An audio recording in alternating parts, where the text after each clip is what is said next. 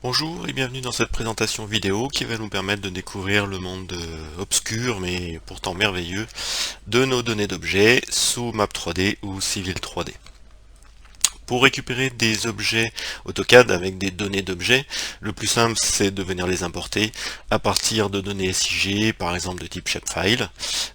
Pour cette présentation, je vais utiliser les données de la BD Topo, mises à disposition gratuitement par l'IGN sur toute la France. On va travailler sur une zone, le bas de la ville de Meudon et Boulogne-Billancourt, qui présente l'avantage d'avoir des immeubles de grande hauteur sur Boulogne, et puis un relief relativement marqué sur la début de la forêt de Meudon. Alors on va commencer par désactiver la carte. Pour pouvoir importer des données, donc la commande map import va nous permettre, une fois qu'on a choisi le type, ici nos fichiers srif shapefile, je ne vais sélectionner que quelques-uns des couches disponibles dans la BD Topo, je ne vais pas tout prendre, je vais prendre des bâtiments, des tronçons de route pour qu'on puisse s'amuser un petit peu. Ok.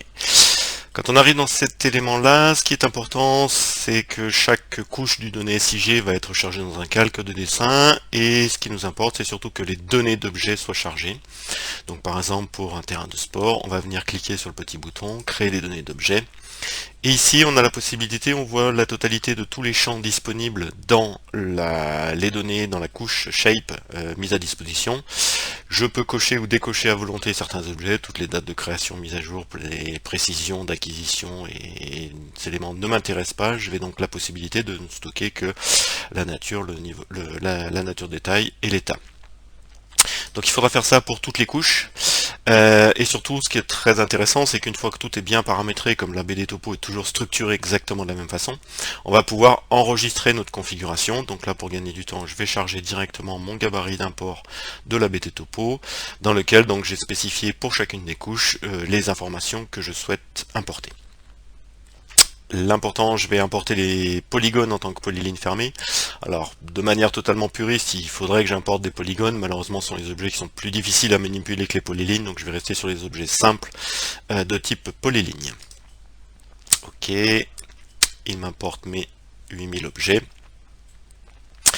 Si je viens sélectionner mes tronçons de route, je m'aperçois que ce sont des polylignes 3D.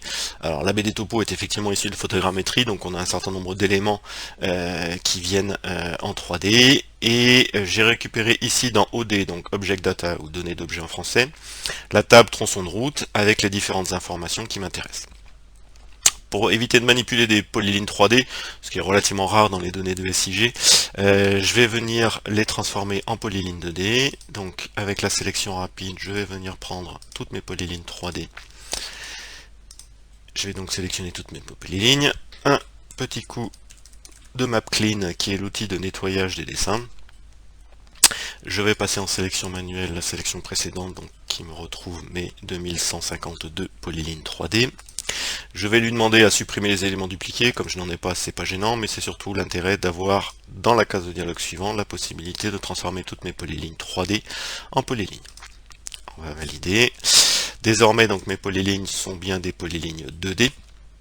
Elles ne sont plus 3D, par contre elles ont une élévation, puisqu'elles ont récupéré le Z du premier point de la polyline 3D, ce qui ne sert absolument à rien dans notre cas. Donc on va revenir sélectionner la totalité de nos polylignes qui n'ont une élévation différente de 0. Ok. Et je vais, mes 7000 polylignes, je vais leur affecter une élévation à 0 pour mettre mon dessin en 2D. Ok. À partir de là, donc, si je clique sur un objet, j'ai ici un certain nombre d'éléments qui sont disponibles, donc toutes mes données d'objets qui sont à ce niveau-là. Alors je peux évidemment cliquer sur chacun des objets et venir voir les propriétés, mais c'est pas très simple. Et dans AutoCAD Map, les données d'objets sont apparues en 1998. La totalité de l'interface et de la façon de manipuler les données d'objets dans AutoCAD Map date de cette époque-là. Et donc depuis 25 ans, ce qui était très moderne à l'époque, l'est beaucoup moins aujourd'hui. J'ai développé un plugin qui va nous permettre de visualiser, d'exploiter ces données de manière un petit peu plus performante que ce que sait faire nativement AutoCAD. Donc la première chose, c'est qu'on a la possibilité d'afficher les données d'objets sous forme d'une grille, qui ressemble un petit peu à un tableur. On retrouve ici toutes les données d'objets. Je vais par exemple travailler sur mes tronçons de route. Je vois donc mes différentes données qui sont disponibles avec les informations. La première chose qui va se passer, c'est que quand je suis par défaut en mode surbrillance, sélection automatique et zoom automatique. Donc chaque fois que je vais cliquer sur une ligne, automatiquement je vais venir zoomer sur mon objet. Si je viens cliquer sur une autre ligne, je resélectionne un autre objet. Si, imaginons que je trie par exemple sur ma classe administrative, je vais aller chercher toutes mes nationales. Donc avec le bouton Shift, j'ai la possibilité également de sélectionner toutes mes nationales. Avec le bouton Shift, toutes mes nationales. Et je retrouve donc ici ma nationale 118 avec ses échangeurs. L'autre intérêt, c'est que je peux faire l'inverse, c'est-à-dire que je vais pouvoir venir sélectionner un objet et automatiquement l'élément correspondant a été mis en surbrillance. Si je viens sélectionner cet objet-là, j'ai un autre élément. Si je viens resélectionner un élément de ma nationale 118, je vais retrouver mon élément de type national. Ici on dispose d'un petit bouton qui nous permet de dire actuellement la sélection que je fais à l'écran n'est pas filtrée, c'est-à-dire que on se fout complètement de savoir si j'ai des données d'objet ou pas dessus. Si je clique une première fois dessus, je ne pourrai sélectionner à l'écran que les objets qui ont une donnée d'objet appartenant à la famille tronçon de route. Donc une fois que j'ai enfoncé ce petit bouton, je viens reculer, je sélectionne ici, et je ne peux sélectionner que mes routes. Alors j'aurais peut-être pas dû le faire sur la totalité du dessin, ça va être un tout petit peu plus long. Ok, alors on va sélectionner un petit peu moins, ça ira plus vite.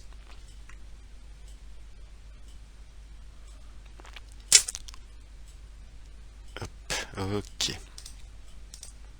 Alors je vais simplement venir jouer avec un petit morceau. Donc ici je sélectionne à la fois en mode capture donc mes éléments de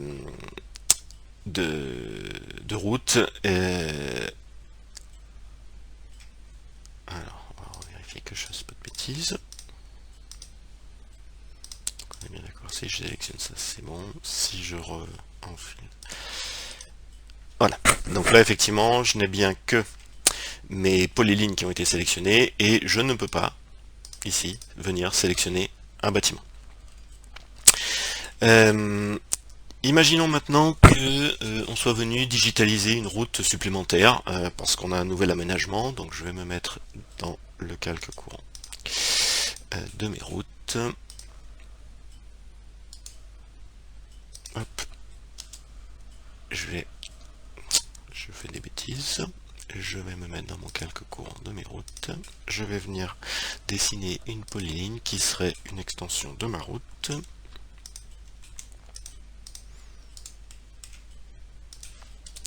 Ok. Maintenant sur la totalité de mes routes, j'en ai toutes ont des données d'objets et une n'a pas de données d'objets, celle que je viens de digitaliser. Alors évidemment, comme je sais que celle que je viens de digitaliser, c'est assez facile à trouver, mais imaginons que quelqu'un d'autre est digitalisé, vous avez besoin de connaître, sélectionner tous les objets, les routes qui n'ont pas encore de données d'objets renseignées. Donc pour ça, on va venir sélectionner et ne garder à l'écran que mes routes. Je vais venir ici, cliquer sur mon petit bouton pour dire je veux sélectionner uniquement celles qui n'ont pas de données d'objet. Je sélectionne toute ma zone et ça ne me sélectionne que la polyligne qui n'a pas de données d'objet. Donc le petit bouton qui nous permet ici de choisir exactement ce qu'on veut. Je vais réafficher mes données. Ok. Si j'ai besoin maintenant de sélectionner, imaginons, toutes les routes de type chaussée à deux voies par exemple. Donc là j'ai une nature qui m'appelle les chaussées à deux voies, donc je pourrais sélectionner toutes les routes de type chaussée à deux voies séparées. J'en ai un certain nombre, je ne vais pas tous les sélectionner. et je m'aperçois que j'en ai certaines qui sont d'importance 4, d'importance 2, et je me dis maintenant je voudrais que celles qui sont d'importance 2, et là ça va devenir compliqué parce que si je retrie sur importance, il va falloir que je vienne désélectionner, resélectionner. Donc tant que j'ai un seul critère de sélection, cet affichage grille est très pratique. Dès que je travaille sur plus d'un critère, ça devient compliqué de mixer et de tout sélectionner à partir d'ici.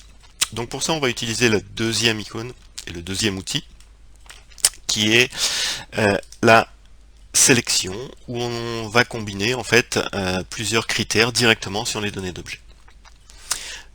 Donc l'écran affiche donc par rapport au dessin entier la liste de toutes les tables. Donc je vais prendre les tronçons de route, je veux interroger la nature, mon opérateur égal, je pourrais taper ici route de chaussée, mais comme je ne connais pas exactement le libellé, je vais cliquer sur obtenir une valeur qui va me lister tous les types, toutes les natures disponibles. Je vais faire un double clic, et donc là je vais filtrer uniquement dans la table de données tronçon de route, celle dont le champ nature est égal à chaussée à 2 chaussées. Je vais faire ajouter condition, et je veux en plus que l'importance soit égale à 2. Double clic, je vais ajouter ma condition. Donc mes deux conditions ont été ajoutées. Si je fais exécuter ma requête, cette fois je n'ai plus que à l'écran les chaussées, les tronçons de route à 2 chaussées séparées d'importance 2. Ce que je vais retrouver ici, importance et ma nature. Par contre, je m'aperçois que j'ai des lignes et des polylignes. Donc je vais pouvoir par exemple revenir dans mes données d'objet, dans mes propriétés AutoCAD, revenir sélectionner. Par rapport à ma sélection précédente qui a déjà été issue de mes données d'objet, je ne veux garder que les lignes. Donc je n'ai donc plus que les objets de type ligne qui ont d'importance 2 et de nature. Et par contre, on voit qu'il y a différentes largeurs, et moi je voudrais uniquement celles qui font une largeur de 9 mètres par exemple. Donc je vais pouvoir relancer mon bouton de sélection rapide. Cette fois je vais pas travailler sur le dessin entier, mais sur la sélection précédente. Et toujours dans mes tronçons de route, je vais prendre mes largeurs, je vais récupérer toutes les valeurs disponibles, la largeur 9, ajouter condition, exécuter la requête, et je n'ai plus que la seule et unique ligne qui est de type HEC séparé, d'importance 1 et de largeur 9 mètres. Donc là j'ai pu combiner à la fois la sélection sur mes données d'objet et la sélection graphique d'AutoCAD, et je peux ainsi enchaîner l'un ou l'autre ou les deux à volonté. Ok. On va voir maintenant comment utiliser ces données et qu'est-ce qu'on va pouvoir en faire dans AutoCAD. Donc on va réimporter les courbes de niveau. Map import. Je réimporte mes courbes de niveau. Ok, cette fois dans mes données d'objet, je vais charger mes données d'objet. Mon élévation, mon type. Très souvent dans les courbes de niveau, en fait, on obtient des polylignes 2D, mais on obtient l'altitude dans un champ attributaire, donc une donnée d'objet qui s'appelle élévation. Je vais importer mes polylignes. Donc ici j'ai récupéré mes polylignes, donc on s'aperçoit que la polyligne ici est bien une polyligne 2D, élévation à 0. Par contre l'élévation, son Z, son altimétrie, est stockée dans une donnée d'objet ici. Object Data, on retrouve donc notre table de données d'objet CN. Donc l'idée, ça va être de pouvoir, via ce bouton-là, traiter spécifiquement les courbes de niveau et les passer en 3D. Donc je vais sélectionner toutes les polylignes du cal courbe de niveau. Je vais lire l'information altitude dans le champ élévation de mes courbes de niveau. Actuellement tout est à 0. Quand je vais valider, mes polylignes sont passées en 3D. Hop, on va essayer de tourner. Et on voit donc le début de notre de la forêt de Meudon ici, avec des courbes de niveau qui maintenant ont récupéré leur élévation égale à 65. Sur le même principe, ici sur mes bâtiments, j'ai un certain nombre d'informations, le Z-min au sol et la hauteur du bâtiment. Donc sur le même principe, on a la possibilité donc de pouvoir traiter les bâtiments en 3D. Je vais sélectionner mon calque de bâtiment. Je vais demander donc que l'altitude basse est trouvée dans la table de bâtiment Z min au sol, l'altitude, la hauteur du bâtiment est stockée donc dans le champ bâtiment, dans la table bâtiment, dans le champ hauteur. Coefficient multiplicatif, c'est dans le cas où vous auriez uniquement un champ qui serait le nombre d'étages. Vous mettriez 3 ici et ça vous permettrait de convertir un nombre d'étages en hauteur automatiquement. On va utiliser un calque bâti 3D. Si je fais pas de faute, c'est mieux. Bâti 3D et OK. Donc là j'ai 4942 bâtiments 2D. Donc le principe c'est que chacune des polylignes correspondantes va être copiée, déplacée en Z à son altitude mini. Et ensuite chacun des objets vont être extrudés en 3D pour pouvoir obtenir un bâtiment. Alors ça prend un petit peu de temps quand même parce qu'il faut créer pas loin de 7000 blocs 3D. Je vais mettre en visualisation ombrée par exemple pour pouvoir visualiser un petit peu nos bâtiments en 3D. Alors le calque, on va changer le calque, on va le mettre dans une couleur un petit peu moins agressive, on va le mettre en couleur 8 comme du gris, couleur 9, ok. Donc j'ai ici mes bâtiments donc, qui sont bien été montés à la hauteur, on les voit ici en 3D sur ma colline de Meudon, et puis on a nos bâtiments de grande hauteur sur le début de Boulogne-Billancourt à ce niveau-là. Voilà, donc ça ce sont deux utilisations possibles pour traiter spécifiquement les courbes de niveau et les bâtiments 3D. Alors, on va aller geler les calques qui ne nous intéressent plus, donc les bâtiments 3D, les courbes de niveau, ok.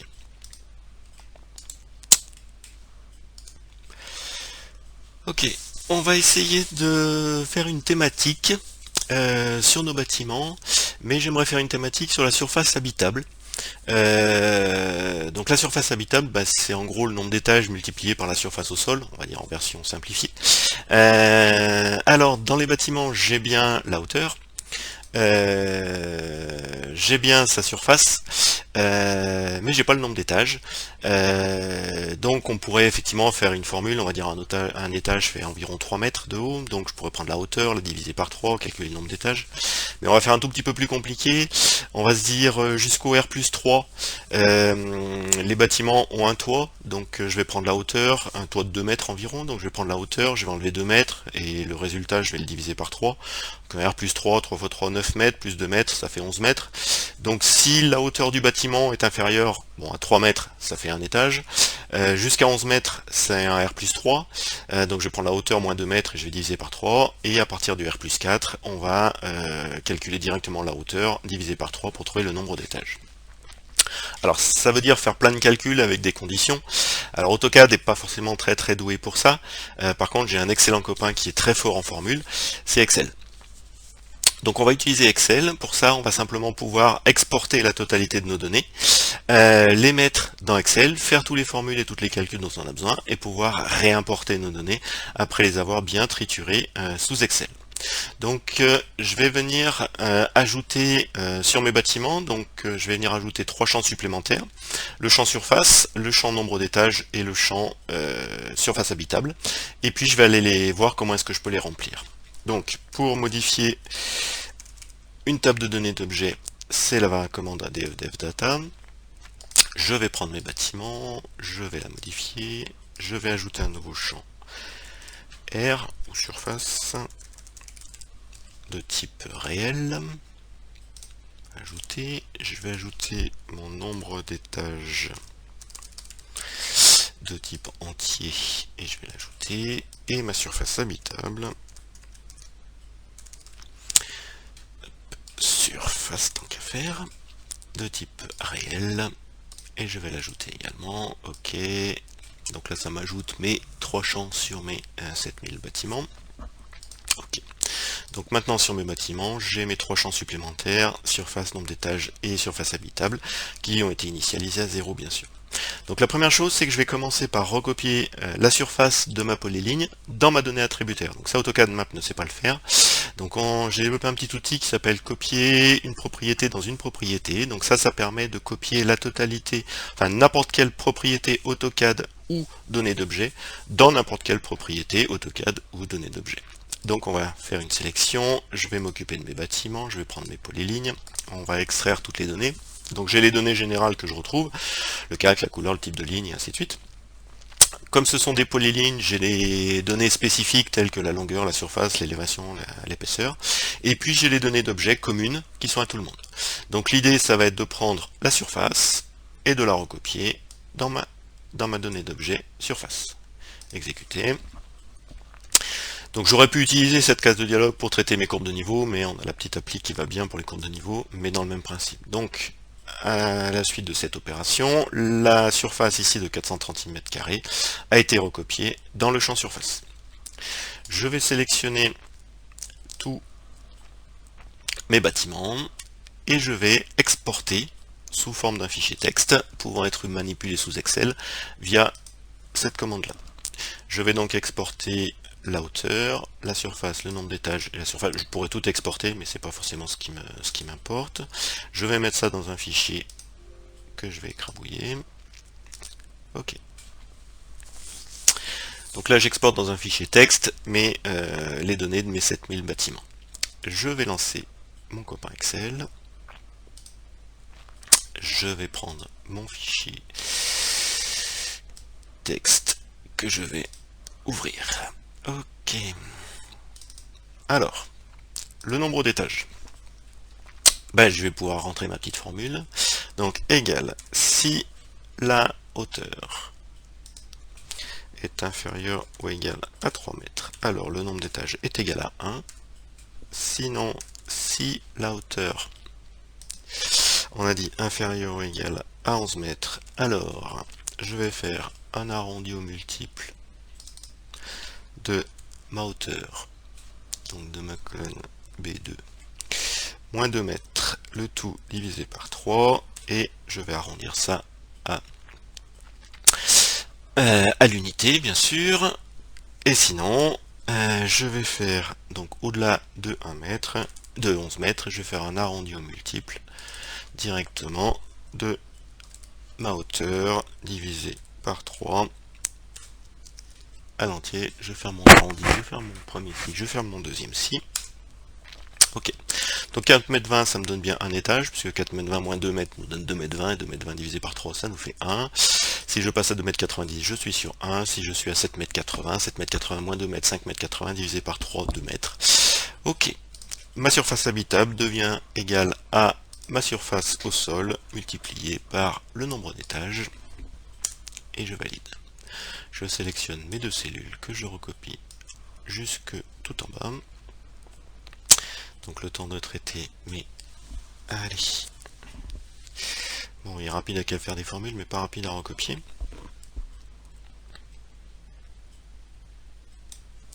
Alors, peut-être parce qu'il n'est pas tout à fait au centre de l'écran. Voilà. Il va aller un petit peu plus vite. Encore un petit peu. Ok. Je sauvegarde mon fichier texte, je ferme mon copain Excel qui n'a plus besoin, juste pour information. Donc en fait, il n'a pas stocké les formules, mais il a bien vraiment stocké les valeurs. Je vais revenir dans mon AutoCAD et je vais réimporter pour mettre à jour la totalité de mes données d'objets. Et cette fois, donc, sur chaque bâtiment, je vais récupérer mes informations, nombre d'étages et surface bâtiment qui ont été calculées sous Excel. À partir de là, je peux faire une petite thématique. Je vais venir dans mes données, ajouter un calque bâtiment. Ok, sur lequel je vais faire un style de type thématique. Donc je ne vais pas prendre des valeurs physiques, des valeurs spécifiques, mais des valeurs, un intervalle de données. Je vais aller lire dans ma table de données d'objets bâtiment ma surface habitable. Je vais lire la totalité des données. Je vais faire une organisation, un regroupement de valeurs de manière optimale, mais je pourrais faire une autre analyse statistique. Ciblage. Je vais chercher les intervalles. Donc il m'a proposé les différents intervalles qu'il a trouvés pour par rapport à mon analyse optimale sur 6 intervalles. Ok. Je pourrais modifier la couleur, le type de ligne. Ce qui m'intéresse, ça va être de mettre des hachures. Hop, je vais agrandir la fenêtre histoire qu'on voit tout bien, et je vais lui demander de me colorier ça en arc-en-ciel. Donc à partir du moment où la surface habitable est inférieure à 1868 m², il va me la hachurer en rouge, 6006 assuré en orange, et ainsi de suite. Je valide. Alors, ça va prendre un petit peu plus de temps, parce que j'ai quand même 7000 hachures à dessiner. Ça va même prendre plus de temps que pour dessiner 7000 petits cubes, comme quoi AutoCAD est plus rapide pour faire de la 3D que de la 2D, donc on nous aurait peut-être menti pendant des années. Ça va arriver, il y en a pour à peu près 30 secondes. Donc là, le but du jeu, il va récupérer chaque contour de bâtiment, il va hachurer le contour de bâtiment, il va les lire des données surface d'objet, et en fonction de notre plage thématique, il va me colorier la hachure en fonction de ce qui m'intéresse. Alors, je vais juste afficher mes propriétés de ma table pour pouvoir... Hop. C'est pas ça que je veux, ce sont mes propriétés. Voilà, dans ma classe d'objet bâtiment.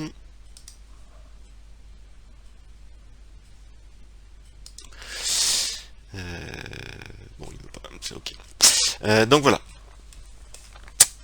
Donc voilà une petite idée de ce qu'on peut faire avec nos données d'objets. Donc l'intérêt, c'est de pouvoir visualiser et utiliser ces données d'objets de manière à pouvoir sélectionner et à filtrer nos objets en fonction de ces données attributaires supplémentaires qui ont été ajoutées sur nos objets. On va pouvoir utiliser ces objets pour traiter les cas particuliers des courbes de niveau, des bâtiments 3D. On va avoir des outils pour permettant de recopier des données d'objets dans des propriétés AutoCAD ou vice versa. Et puis donc l'import-export vers Excel qui lui permet de nous offrir beaucoup de fonctionnalités de modification et de calculatrice, on va dire, sur ces données d'objets. Voilà, j'espère que ça vous a plu, que vous avez pu découvrir un petit peu ce côté obscur mais vraiment sympa des données d'objets disponibles dans Map 3D et dans Civil 3D. Merci beaucoup.